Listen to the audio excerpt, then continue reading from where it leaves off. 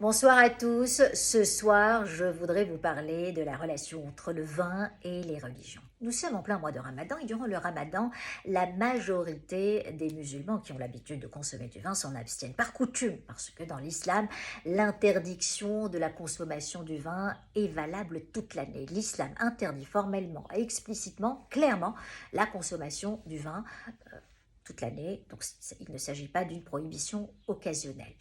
En revanche, chez les Juifs, cette semaine commence Pessah, la Pâque. La Pâque qui commémore, comme vous le savez, la sortie des Hébreux d'Égypte et leur libération du joug des pharaons. Et durant cette fête, les Juifs ont l'obligation de consommer du vin. Durant le Seder, le repas qui inaugure Pessah, chaque Juif a l'obligation de consommer 4 verres de vin, chaque verre à un moment spécifique de la lecture de la Haggadah. Pourquoi 4 vers? C'est parce que le mot Géoula, libération, il a été cité à travers 4 expressions différentes dans le Shemot, le livre de l'Exode, un des principaux livres de la Torah, du Chumash, qui raconte justement cet épisode. Et il faut boire ces 4 verres de vin, le coude gauche sur la table, comme ça. Parce qu'à l'époque, seuls les pharaons et les dignitaires à cette époque-là pouvaient se permettre le luxe de s'affaler sur la table parce qu'il était tellement tranquille et il ne s'inquiétait pas. Et ça symbolise la émouna du peuple juif et sa foi en Hachem qui peut toujours être à ses côtés et le sortir des situations délicate.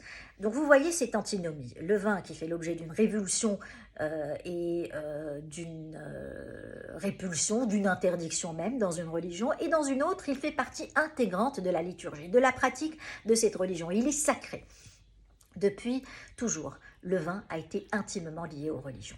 Depuis l'Antiquité, les Grecs et les Romains avaient des liturgies et des rituels religieux basés sur la consommation de vin. Ils avaient même des dieux du vin. Dionysos pour les Grecs, Bacchus pour les Égyptiens, pour les Bacchus pour les Romains, les Égyptiens, eux, ils rendaient hommage à Osiris en consommant du vin parce que Osiris, dans la mythologie égyptienne, était considéré comme le premier qui a planté une vigne.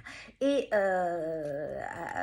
même dans plusieurs autres religions animistes, polythéistes et même monothéistes, le vin avait son importance. Au début, ce n'était pas le vin qui était sacré.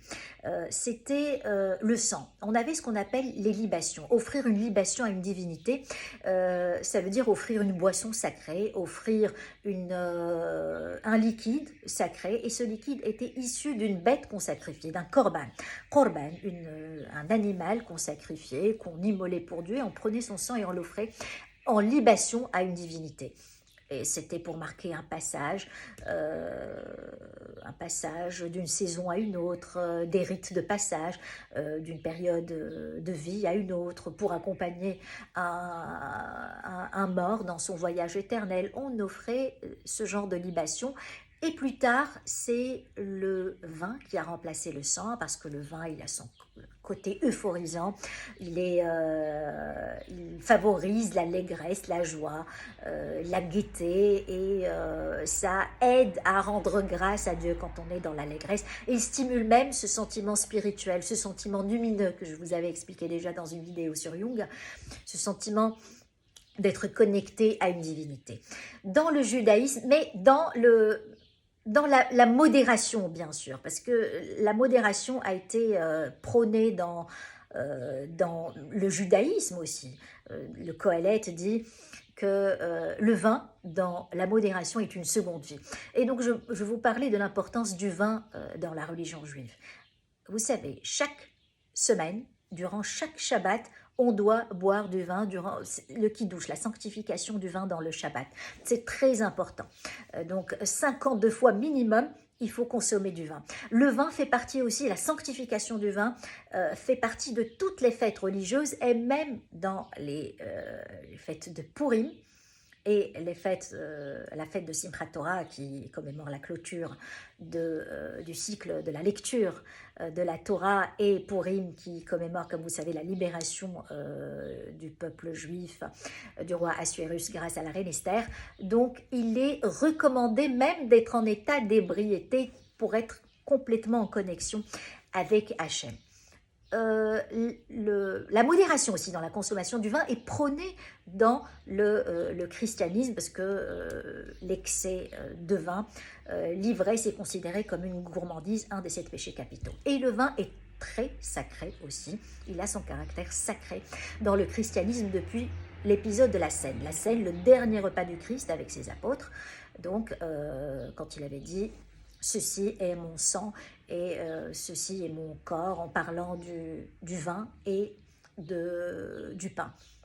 Et durant chaque messe, chaque chrétien qui veut communier, il doit boire le vin qui symbolise le sang du Christ. Durant l'Eucharistie, c'est ce qu'on appelle la transsubstantiation, dans l'Église catholique plus précisément, ça c'est un autre débat.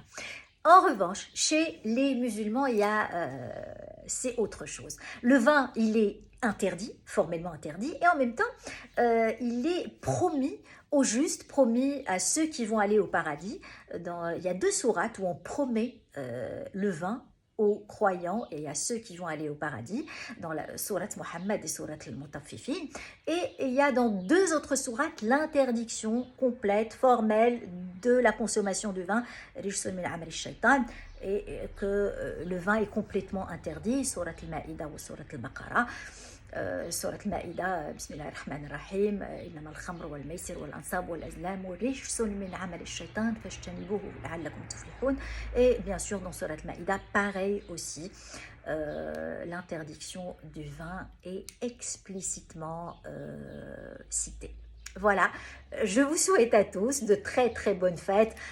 Pour ceux qui fêtent dans l'alcool, bonne fête, et les chaïm, et ceux qui s'abstiennent d'alcool, eh bien bonne fête aussi, et à très bientôt.